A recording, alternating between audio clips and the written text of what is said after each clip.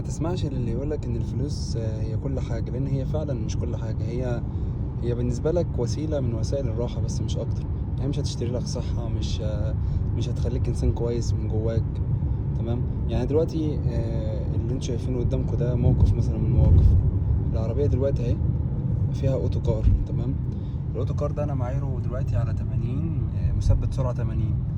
وهي شايفة ان في عربية، انا طبعا رجلي بعيد عن الفرامل اهي، شايفة ان في عربية قدامها، فهي مش هتجيب ال80. تمام.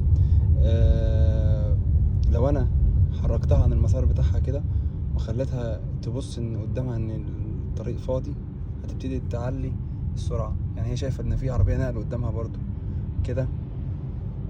انا رجلي طبعا بعيد عن البنزين اهي، كده بدأت تعلي السرعة لان شافت ان الطريق فاضي قدامها. تمام. انا رجلي بعيد عن البنزين اهي والسرعة بتزيد اهي.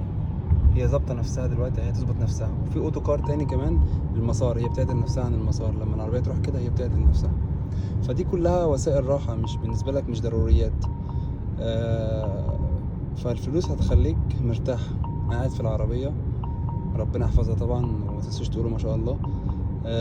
مرتاح، لا بدوس بنزين ولا بدوس فرامل ولا ماسك الطاره نفسها. تمام. لكن مش هتخليك انسان كويس.